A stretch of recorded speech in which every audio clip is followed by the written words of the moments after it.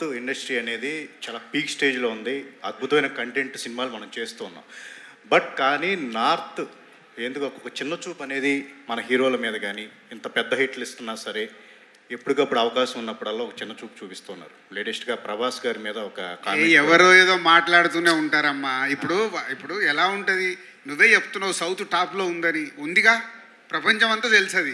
ఎవరో ఒకరన్నా దాన్ని మనం ఎందుకు ఆలోచించాలి? నో, ఇన్ఫాక్ట్ నాకు తెలిసి మీరు చెప్తున్న వ్యక్తికి లైఫ్లో బిగ్గెస్ట్ పబ్లిసిటీ ఐ థింక్ నాకు ఇప్పుడే జరిగింది అనుకుంటా. దానికి మీరు అనేది మీరు unnecessary your glorifying and unimportant matter కాబట్టి దానికి నేనే నిదర్శనం. నా మీద రాళ్ళు పడుతుంటాయి. ఎందుకు పడతాయి?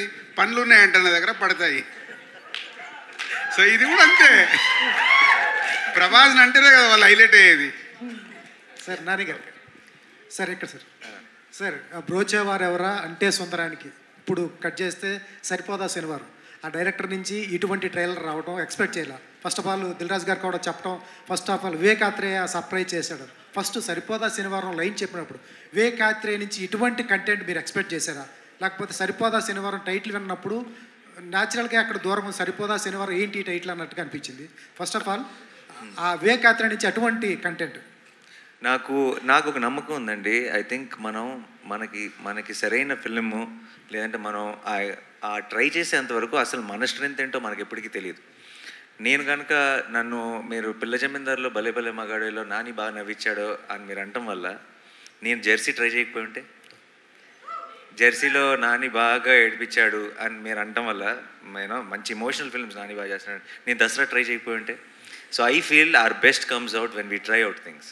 మన నమ్మకం ఓకే, అందరికీ ఇంకా మన మీద ఒక నమ్మకం ఉంది, డెఫినెట్గా ఇది పుల్ చేస్తారు. అది కంఫర్ట్ జోన్. అది దాని నుంచి బయటికి వెళ్ళకపోతే మన కొత్త స్ట్రెంత్ ఏంటన్నది మనం ఎప్పటికీ తెలుసుకోలేము. అండ్ నాకు ఇంత మంచి స్క్రీన్ ప్లే రైటర్, ఇప్పుడు ప్రాబ్లం ఏమవుతుంది, చాలాసార్లు యాక్షన్ ఫిల్మ్స్ సింగిల్ దాంతో వెళ్ళిపోతాయి. ఏంటంటే ఒక మంచోడు ఉన్నాడు, ఒక చెడ్డోడు ఉన్నాడు, చెడ్డోడు ఏదో ప్రాబ్లం క్రియేట్ చేశాడు, మంచోడు వెళ్ళి సాల్వ్ చేశాడు, సింగిల్గా వెళ్తుంది. ఐడియా ఇదే, లైన్ ఇదే, కానీ నెరేటివ్ కూడా అలాగే ఉంటుంది. నరేషన్లో లేయర్స్ ఉండవు.